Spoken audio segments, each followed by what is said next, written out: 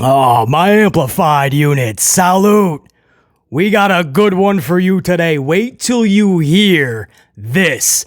AEW versus NXT. It has heated up quickly for tonight's big battle. And trust me, it is a battle. Tony Khan and Paul Levesque McMahon are telling you that. And I'm not going to make you wait for these latest developments. We're going to talk about it in the cold open teaser. First and foremost, again, salute. You can see BC is in his New York Yankees merch. I'm not sure why. The Yankees season is over, and it was a horrendous season. Between the Yankees, my Packers, and Monday Night Raw, I don't know which sucks more. But we will be talking about Monday Night Raw from last night coming up in this podcast. The bulk of today's Amped Up podcast will be featuring the Monday Night Raw review. What happened on last night's show? Was it good or bad or ugly? And what does it lead to? BC has all the notes. We're going to discuss Raw from last night. If you're interested in any Packers or NFL content, a few hours ago, we just put up the Packers-Raiders review for Week 5. My Green Bay Packers took another whooping, and it is now confirmed. My Packers are just a bad team. We talk about it. There's some rants in there that was put up just a few hours ago. And again, Raw's review coming up in just a couple minutes in this podcast. But this cold open teaser I was telling you about, this battle tonight, AEW removed from Wednesday night because of the MLB playoffs. So AEW is going live tonight with Dynamite. And they're taking on NXT, obviously in its normal time slot. Wait till you hear that. First of all, let's set the table with what we already know, right?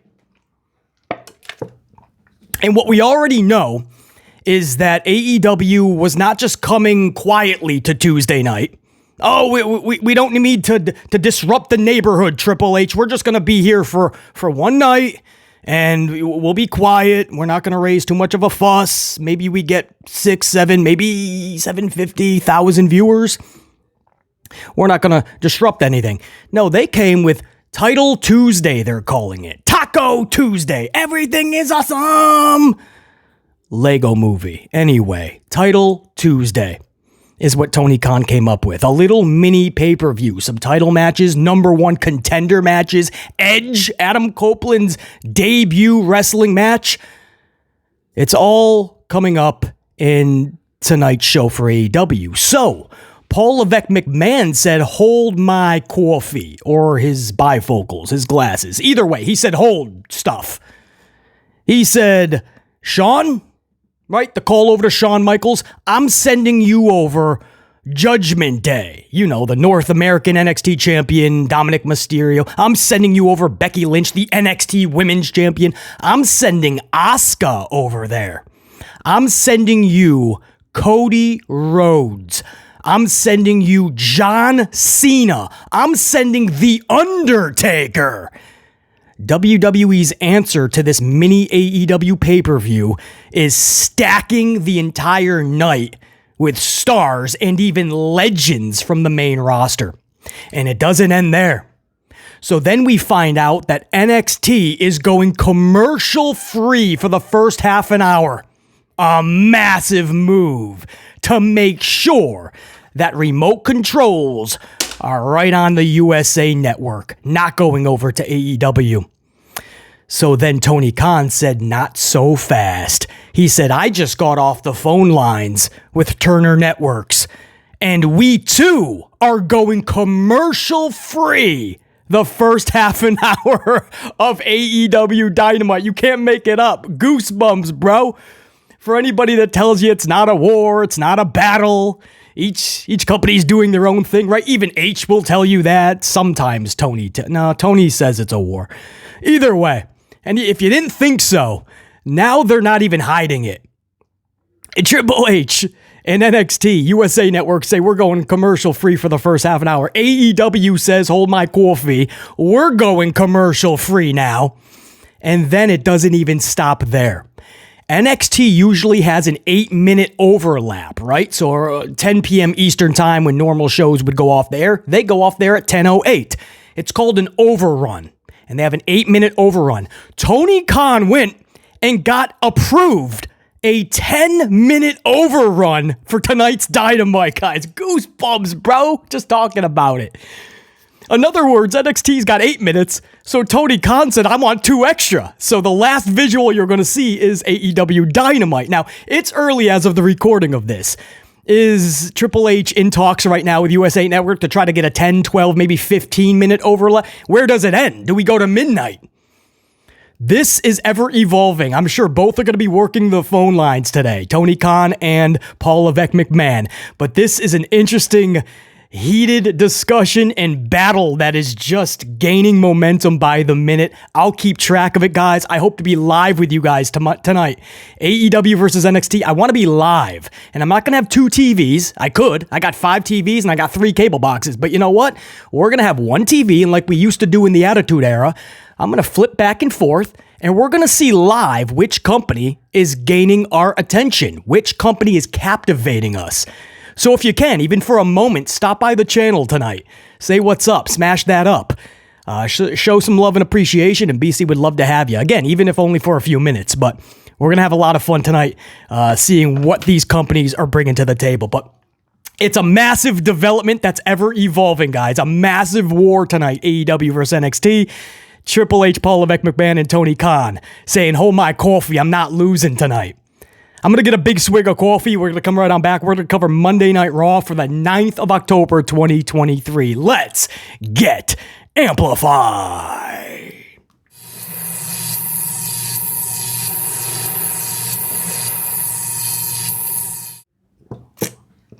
My unit. And all apologies if you hear some ESPN blasting in the background. I got 2 separate TVs playing 2 separate sports programs. ESPN Sports Center, I believe, and FS1, I believe, on the other with Undisputed. I'm doing a side project. I'm accumulating a lot of numbers, statistics, and also simultaneously getting caught up on all my NFL this morning over a cup of 2-3 coffees. So I decided to let the TVs blast while recording this. Oops. But the good news is it's the Amplified channel. BC's most likely going to be louder than an entity of TVs combined. Especially covering this Monday Night Raw, right? Sethington Rollins starts this show. Monday Night Raw, Monday, October 9th, 2023. Seth Rollins wearing this cow-sized, cow-looking checkers/chess board coat. BC, what are you talking about? Well, that's what it was. A giant fur coat, looked like a cow got tranquilized, ransacked, and thrown over Sethington's shoulders, and then the whole roster played a game of chess or checkers on his coat. That's what it resembled. At this point, we're just wearing the most obnoxious things just to get headlines and people talking. Well, guess what? It's working. He also had heel boots on. He had heels on last night in the ring, and you could tell he was uncomfortable. But he's walking around the ring in heels. Now listen, Nail Polish Nelson, right? Scooter Stevenson, Scooter McGee, Flip Flops Flanagan, Matthew P.H. Riddle. The lime green nail polish, that's a bit much, right? You can push the envelope, cross the line a little bit, go out of bounds, your prerogative. The lime green nail polish, when you're in a segment that's supposed to be serious, it takes us out of it, right? That's where we draw the line. Heels. Heels in the ring when you're trying to talk tough to Drew McIntyre, who, as Sethington says, is in a skirt. So you got Sethington in heels, and you got McIntyre in a skirt. Alls we're missing is flip-flops, nail polish Nelson, Matt Riddle. That's all we're missing, man. You got the nail polish, the skirt, the heels, and I don't know what's happening to WWE in 2023. But if you saw what Sethington was wearing, if he wanted some headlines and some people to talk about it, success. I don't know what's going on. I don't know who's in Becky Lynch's closet more. Is it Sethington or is it Beckington? Who knows at this point? They probably share the same amount of time in there. 20 minutes in the bathroom every morning and 30 minutes in Becky's closet. Much love over to Sethington. We kid because we care. We have some fun with it. We love these boys and gals. We want the best for them. Maybe leave the heels in Becky's closet next time. Maybe. So Seth Rollins is out there. Drew McIntyre hits the ring. I guess, he said a few words about Saturday night's Fastlane pay-per-view, and he was talking about his body breaking down, and he's pushing himself so much, and he doesn't know how much longer he can do this, almost like he's going to forfeit the championship and just end his career right there, right? The crowd starts chanting, "Thank you, Seth! Thank you, Seth!" And I'm like, damn, that's a little much. Let's not act like Seth is the only one working the amount of dates that he's working. Let's not act like this championship is the most badass workhorse championship we've ever seen. I appreciate the effort. I do. But they're pushing the narrative so hard that the realism behind it has not caught up. And what I mean by that is if you push something so much to make people believe it's something, but you don't have the evidence to back it up. There's no believability behind it because it's such a new inception. You may want to just let the work speak for itself, right? Have all of these matches. Let them be badass, lengthy, maybe some Iron Man matches in the future. And then slowly but surely, we start to look at this title like, damn, these are fun matches. It is a workhorse championship. These are badass matches, and Seth is really pushing but when you just have a few of them, right? This title just came into Inception a few months ago, and we're acting like Seth's schedule is unlike anything we've ever seen before. This championship is being defended more times than we've ever seen. Dude, he's had a couple of matches with Nakamura in the past 2 months. Relax. I understand what they're trying to push, sell us the goods, right? But you might want to calm down a little bit because it's so not realistic, and it's only going to hurt the title and Seth in the long run. Little side rant, hopefully you guys understand. Because they're just making this like Seth is just doing what no other wrestler is doing right now. How is he putting together this many championship matches? Drew McIntyre comes out. And they make a match for the title at Crown Jewel. Please think about what I just said. Drew McIntyre comes out and he gets a title match. Just ask for it. That's all you got to. This always makes the roster look so epically, embarrassingly stupid, doesn't it? You could just come out and say, I want a match. That's it. Sold. Sold to the dude in the skirt. Drew McIntyre. Forget the fact that Drew took so many months off after Mania, and then he came back and went right back into the same feud he was in with Gunther and lost the IC title match to Gunther. So he loses the mid-card title match again. He had his chance at Mania and lost it. Came back at what was it? At Money in the Bank, and then he lost the next pay-per-view, maybe something like that. And so he loses the mid-card title twice. And his prize for not getting the mid-card title twice, his prize is a World Heavyweight Championship opportunity. It doesn't make sense.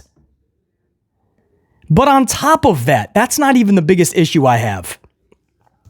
On top of that, please think, Drew McIntyre, why did you not go full heel if we were doing this to begin with? This is what BC said to bring back Drew. I said bring him back at Money in the Bank if you really want to build Seth up to be a viable, big-ass, badass champion, right? If you really want him to be the championship to be badass and prestigious. You want Sethington Rollins to be badass and prestigious. Well, at the same time, you could make Drew McIntyre badass and prestigious. He comes back full-blown heel, takes out Sethington, and you set up a couple 2-3 matches with them. Because we've already seen this match 1,005 times, guys. Maybe you forgot, maybe you're trying to forget, maybe you actually did, and that's what this company wants you to do. Forget what happened in the past. But a lot of fans, like BC, we don't forget. We went through months and months of Drew McIntyre versus Sethington Rollins. To the point where we never need to see that match again and we're fine, because we already know all the sequences and what they do together. So a little bit of time has passed, and now we're doing it again. And we don't even have a full-blown badass Drew McIntyre. Instead, we're going with face Drew with a little bit more of an attitude. Not quite a tweener, but he's got a little bit of an attitude. BC, this is different. This is an attitude. They're doing Drew and Seth at Crown Jewel anyway. So why not make Drew a bona fide heel? It's only going to help the dude in the long run. This dude came out last night. No, and they literally just exchanged pleasantries. I want you at 100 when I take you on. I'm not going to take you out in the back. I'm not going to jump you from behind. I'm going to do this honorably. And he said, hey, if you see me out in, I forgot what area they were in, but if you see me out, buy me a shot and a pint to the crowd, and he gets a pop. He's a face. And then Damian Priest jumps Rollins from behind. So Drew walks off. Damian jumps Rollins from behind. And Dominic Mysterio runs down the aisleway. So Damian attacks Rollins in the ring. Dominic is running down the aisle with Damian's briefcase and a referee. Drew stops Dominic in the aisleway. Says no. Headbutts Dominic Mysterio. And then takes the briefcase and chucks it. Heaves it into almost the Titantron. With an arm like that, you can replace Jordan Love and the Packers. Maybe we'll win a game. You can even wear your skirt. Just put on a jersey. But the point is, I thought you weren't helping people. The last 2 weeks, that was the gimmick. I'm not helping anybody anymore. You just stopped that from happening. Well, BC, he did say he wants him at 100, and he just got a title opportunity, so if Damian wins the title, maybe he wouldn't get a match with Damian. Well, how many times are you going to see Damian and Drew McIntyre face each other? 1,006? It's all the same cycle. Everybody's a spoke on the wheel that keeps facing each other nonstop. So, okay, you could say you have reasons to stop Dominic Mysterio. Okay, the bigger issue still resides. Drew versus Seth, face versus face is what we're getting at Crown Jewel. You could have done this so much better. We're just going to get the same type of match that we've seen 1,005 times. Drew, Seth. I don't see how...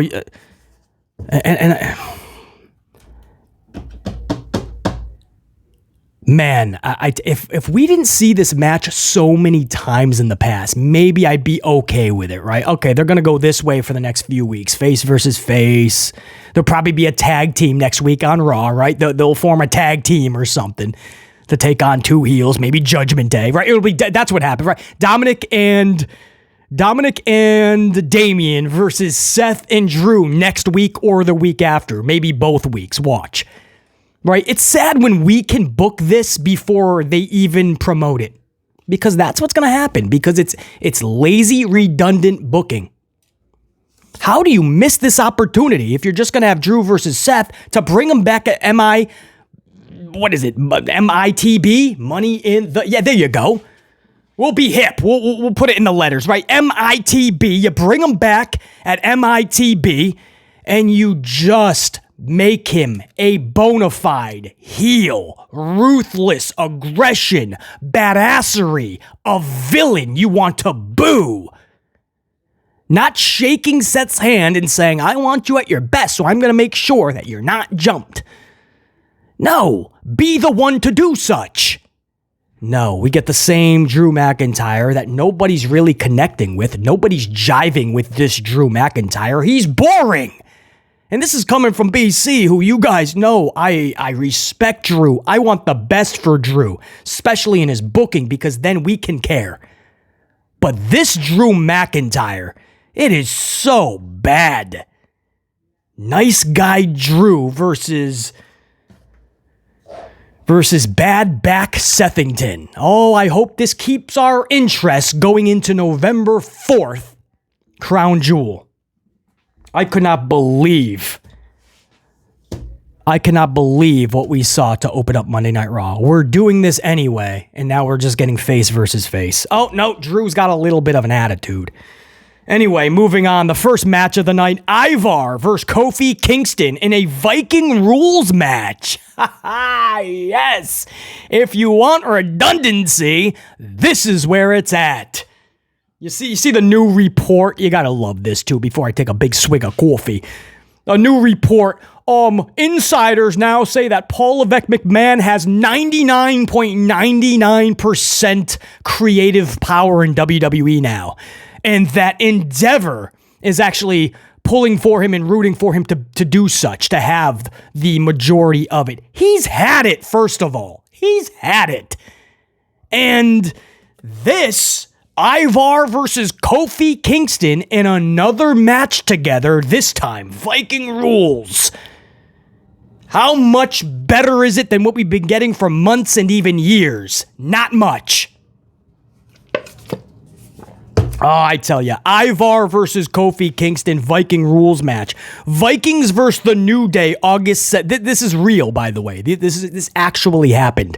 To show you the redundancy, the Vikings took on the New Day August 7th, August 14th, August 21st. Raw.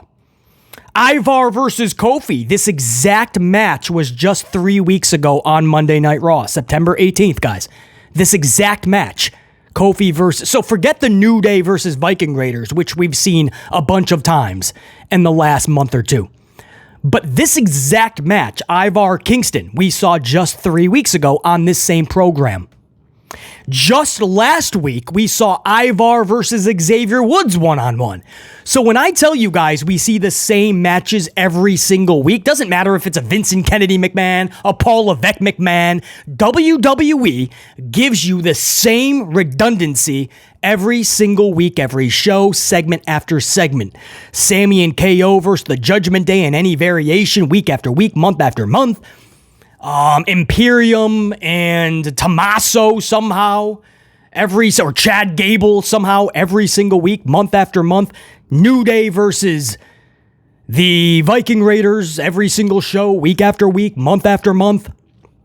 These are actual, factual statistics, man. This actually happened. They face each other every week. So now the big thing is, okay, we're going to put a stipulation on it. Viking rules, guys. Viking rules. All they did is they put some shields around the ring and called it a Viking rules match. They put shields around the ropes and they called it Viking rules. Guys, never apologize for having standards and never hesitate to raise them. That's one of my biggest things I could give you advice-wise. Never, ever apologize for having standards and expectations, and never hesitate to raise your standards, raise your expectations, raise your bar. Never apologize for it. Never hesitate to raise. Because too many fans will accept this in a heartbeat. They'll be okay with it, and we'll get more of the same every single week. Ivar hits a top rope moonsault for the win over Kingston. That's it. That's what's in the notes. There's nothing else. Nothing else, right? Van Halen was out there. Xavier was out there, right? There was a bunch of people interfering from New Day and Viking Raiders. But when it's all said and done, Ivar hits a top rope moonsault, crushes little Kofi Kingston, and the match is over. Not to fear, it's over for the moment. They'll face each other next week and the following week in Crown Jewel. You'll get it a bunch more times. Nia Jax versus Raquel Rodriguez. Rhea Ripley, Shayna Baszler get involved. I think the match was thrown out. I couldn't care less at this point. Backstage, Baszler's giving an interview, right? And she talks it was a horrible interview. She was just not believable. She's like, I am the toughest woman here. And I'm like, dude, you still lose left and right. You're irrelevant still. Looks like she's about to get a push, and all of a sudden she's getting crushed by Nia Jax and not seen for 2 weeks. Then she comes out, she talks a big game, and when she was done with the interview, she walks off, and Ninja Tozawa, this is how they're using Ninja Tozawa still to this day. And he missed his mark too, he botched it. But as Shayna's walking away angrily, Ninja Tozawa is supposed to walk toward her and see how angry she is, and Ninja Tozawa just freezes, and he gets scared, and he walks the other way. I'm not pissing her off anymore. But he was late a couple steps. So Shayna was already in front of him, and then he enters frame, and then he's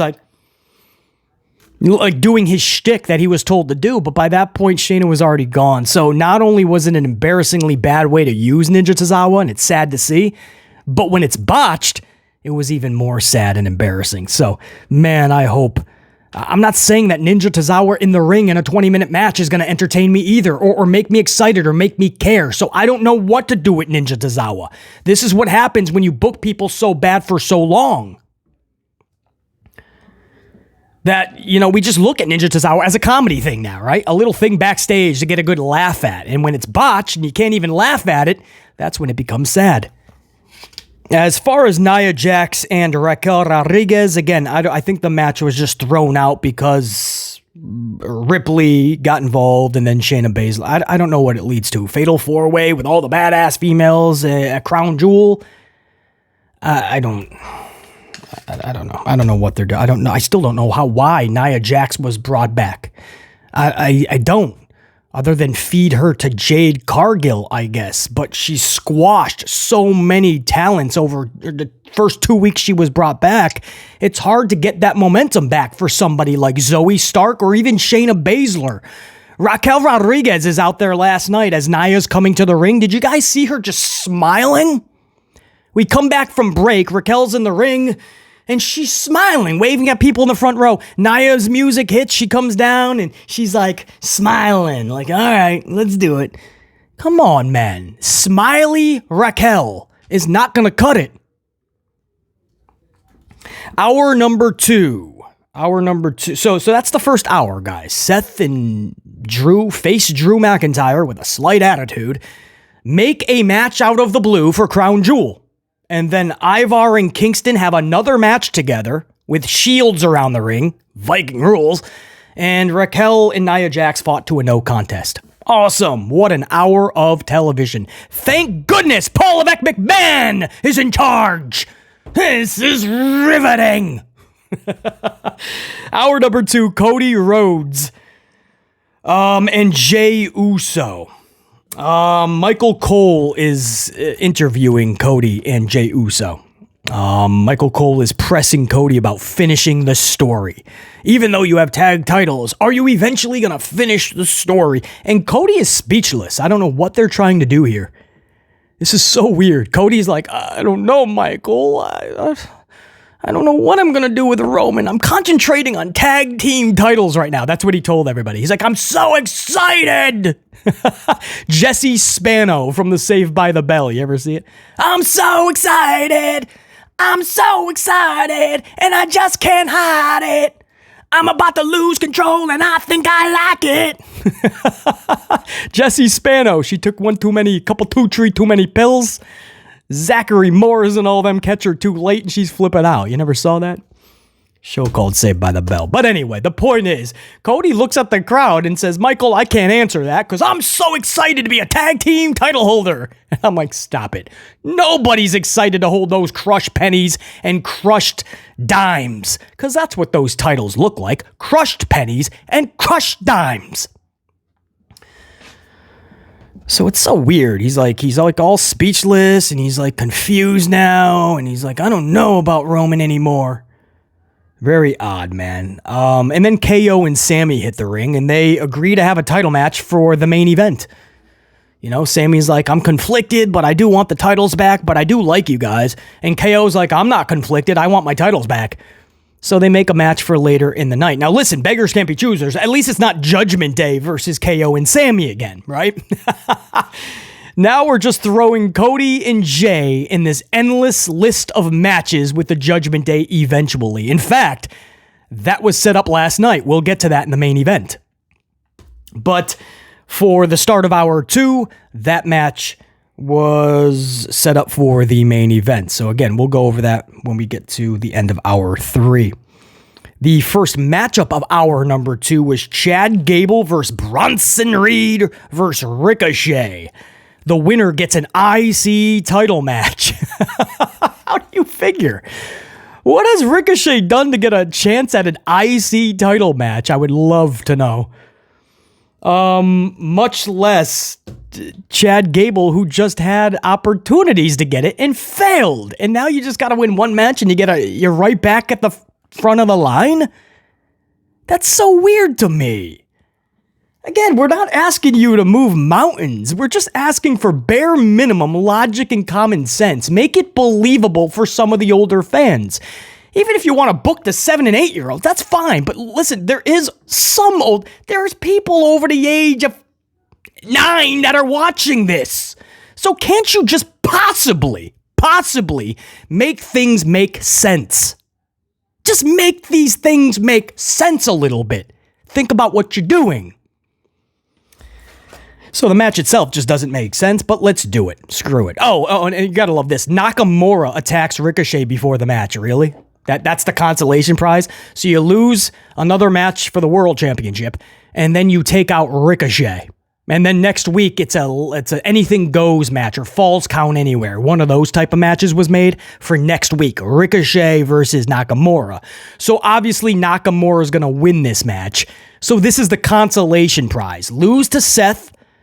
And this basically falls count anywhere. It's a last man standing at Fastlane. Lose to Seth. And then we'll give you almost the same exact match, but you'll beat Ricochet. And you'll be back on track. It's just, I don't know, man. Can you do better? Can you just get more creative than just attacking Ricochet at the top of the ramp? So now we saw Nakamura versus Sethington for 2 straight months. We had to put up with this main event at a pay-per-view, premium live event. And Nakamura has already been downgraded to Ricochet. Oh, brother. A GTS, by the way, to Ricochet. I don't know if you guys caught that. There's been a lot of these little seeds planted for CM Punk's return in Chicago at Survivor Series the end of November. So a lot of people are catching on with these seeds being planted. And Nakamura, I'm not saying it's anything, but Nakamura hitting a GTS on Ricochet had a lot of people talking. If you caught that like BC did, man, I don't know if that was by coincidence or accident, man. I think CM Punk Chicago Survivor Series, it could be happening. Bronson Reed wins this match. Bronson versus Gunther next week. They're pumping up the season premiere of Raw. So this Friday, the season premiere of SmackDown. Monday, the season premiere of Raw. They're trying to stack these cards. They don't look that stacked. But I will say, Bronson versus Gunther, possibly going to be pretty good. Heel versus heel, though. That's what I mean. The WWE booking is just so out of whack, and they don't know what to do. They don't know how to put it back on track, and it's almost like they don't even care enough to try. Like, they can't be bothered. So they just make face versus face, heel versus heel. They don't care about crowd reaction. They don't care about how this is going to make one of the heels look after they lose to another heel.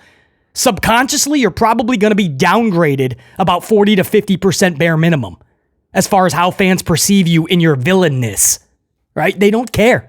They don't. This company just makes erratic decisions by the moment and hope that people don't notice or it doesn't hurt them too much subconsciously. It's mind-boggling, man. Drew McIntyre then defeats J.D. McDonuts. McDonuts continues to just get his ass whooped by the entire roster. J.D. McDonuts, man, he was brought up just to get his ass whooped, and he got the Claymore Party. Or was it his DDT there? It doesn't matter. He got his ass whooped. Drew McIntyre takes out McDonuts, makes him donut minis. You ever get donut minis from Dunkin' Donuts? They're freaking delicious. But J.D. McDonuts, no, he was probably dreaming about a Dunkin' Donuts coffee when he was out in La La Land. The lights were on, nobody was home after Drew McIntyre took him out. Backstage interview with DIY. Bad news, Barrett. Wade Barrett is interviewing them. He says, are we going to see more of the tag team between you two, DIY, in the future? I don't know what accent that was, but Johnny Gargano's like, that's the interesting question, right? Everybody's wondering. And then he gets kicked in the face by Imperium. Ludwig Kaiser and Giovanni Vinci beat the how you doing out of both members of DIY in the locker room. I liked it. I liked the way it was set up. I liked the camera angles. It wasn't too unrealistic, but there was 2 cameras. Sometimes that can be overdone, a little bit too production-y. This was good, though. Sold the beating. Imperium looked good. See, that's what I mean. I don't need to see Imperium in the ring every week having the same matches. Do something fun. Sometimes it's something simplistic like a backstage beatdown.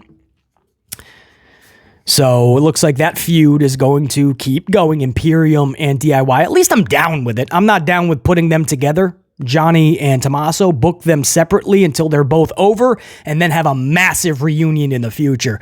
This way, they're just kind of leaning on this as a crutch to try to get both over. And it's not going to work because the tag team division is non-existent. You have good tag teams, but there's no division, really. The company doesn't care about the division. So that's why I'm against this. But Imperium versus DIY, at least for the next several weeks, it's not one of the worst parts of Raw, I can tell you that. Becky Lynch then defeats Tegan Nox for the NXT Women's Championship. Nox taps out via the disarmor submission. So Tegan Nox, it looks like, they're trying to book her properly, but Tegan is not one of the best women's wrestlers, not even on the Raw roster. That's no shade. Much love to Tegan. But there's only so much you can book Tegan, right? I mean, there's people on that roster that have to be booked stronger than Tegan Nox, let's be honest. So they're trying to find that middle ground. She already lost a championship match. I don't know where you take Tegan from here. The good news is I saw Xia Li off the milk carton. She was actually backstage. Remember Xia Li? I saw her. She's alive. Maybe they'll do something with Xia Li in the future. What a concept. The main event was Cody Rhodes and Jey Uso versus Kevin Owens and Sami Zayn. There was a hilarious moment where Zayn and Owens are in the ring waiting for Jey and Cody to come to the ring, and we were coming back from commercial break. And, when we come back from commercial break, they've already had, the challengers are already in the ring, and then we go to commercial, right? So when we come back, there's a video package usually playing. In this case, it was Ludwig Kaiser. Maybe it was Giovanni too, but it was definitely Ludwig Kaiser. Maybe it was just Ludwig. It's a video package, almost like he's a debuting wrestler. It was weird. But they had this video package, and he's showing off his, his workouts and his abs and this and that. And apparently, they can see that all on the Titantron. Not apparently, they can. If you've ever been to an event, you can see that. A lot of the times there's no audio, though. So the wrestlers are just seeing the ads, WWE ads only. You can see that on the Tron, and that helps them know when they're on. Of course, the referee will also tell them, and you'll see the red light go on. So there's many cues to know you're live. But the wrestlers can see the Tron. So Kaiser is up on there with the video package, coming back from break. And they're showing his abs and how defined he is and how regal he is. So when we come back from break in that video package, the camera's on Owens, who's sitting on the top turnbuckle like he usually does. Zayn in front of him. And Owens goes, "What the hell was that?" You literally can read his lips. He was asking Sami, "What the hell was that?" Like the weird Ludwig video package. And Sami breaks character and actually laughs a little bit. Like, I don't know, Ludwig, I think? Funny moment, man. Anyway, back to this matchup. Cody and Jey Uso win and retain their titles. Not too much to talk about. Decent match, okay. It's a wrestling match. And Cody and Uso win. They won off the Cody Cutter 1D finisher. So it's the 1D, and Cody's simultaneously hitting his Cody Cutter. So pretty badass. Kevin Owens sold it. So Owens is the one that takes the pin. Jey pins KO off the Cody Cutter 1D finisher. There you go. So that's some details on how Cody and Uso won this match. The show ends with the faces shaking hands and hugging it out. Blah! Blah! Literally, guys, not just Zayn. Owens got in the ring and they all shook hands, right? They're all hugging it out. Oh, we're all friends. Why are we doing this so much in WWE? McIntyre and Seth, they have to be friends to face each other, man.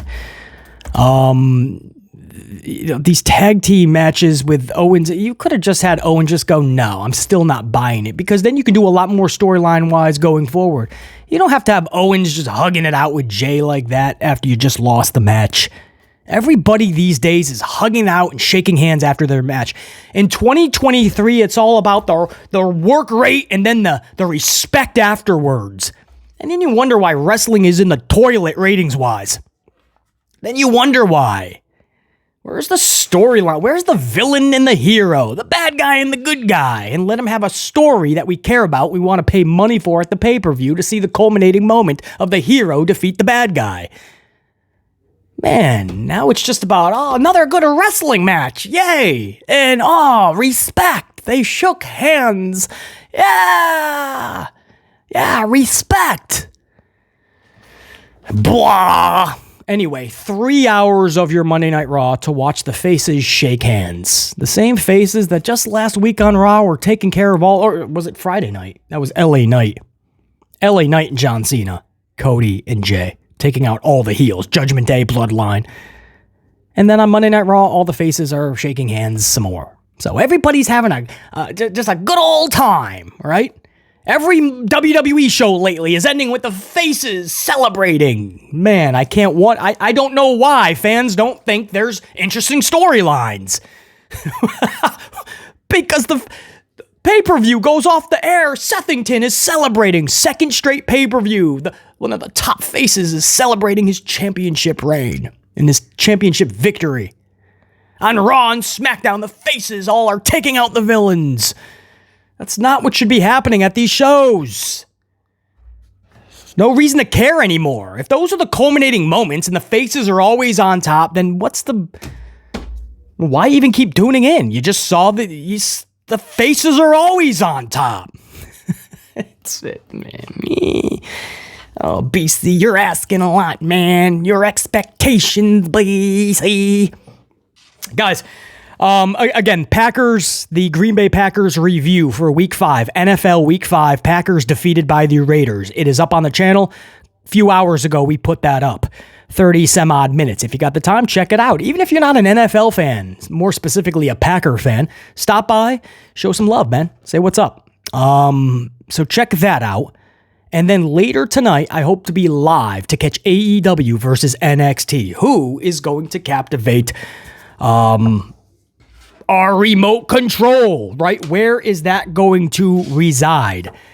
And a big shout out to Jimmy Fingers 19 for that super thanks super chat in the last podcast, yesterday's, not the Packer one, yesterday's upload, I believe, right? There was yes, there was one. Yes, Fastlane Fallout. Much love and appreciation to everybody who caught yesterday's podcast. An honest discussion about the state of WWE coming out of Fastlane, heading into Survivor Series. It's a discussion that needs to be had. We had it yesterday. We had a good time, man. I appreciate you guys. And Jimmy Fingers 19 with a 10-spot, couple coffees. And I could not agree more, man, with just the tag team talk. And I'm glad you agree on the crushed pennies, crushed dimes titles, because that's what they look like. And you're exactly right, Jimmy Fingers 19. It's a different era, no question. And the attention spans are so different. You said it yourself, even with you. So these shows, these companies have to switch it up to make this better because it is a different era and attention spans are so tiny that they have to find a way to just do better.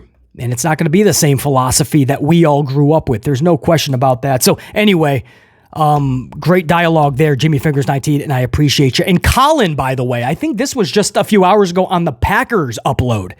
Colin, talking about his Raiders. Your Raiders whooped that ass, man. I give you the credit, man. Your Raiders whooped that Packer ass. And it sucks, but you take the L sometimes. So Colin, I appreciate the coffee, and I will say congratulations, bro. If there was any other super thanks super chats, I will get them and give a big shout out tonight live during the AEW NXT live stream that I hope to be doing. So it is a big upload day on the channel. 3, the Packers for the NFL, the Raw Amped Up podcast, and later a live stream of NXT and AEW. A packed, stacked, jacked day on the channel. morning, day, and night on the channel. Salute, guys. For now, more coffee, more ass whoopings. Going to take care of everything that needs to be taken care of outside of the channel. A lot of business needs to be conducted, and then we'll reconvene later this evening. Till then, till next time, and there will be that next time. Top guys, we're out, BC, and he's saying check you. Salute.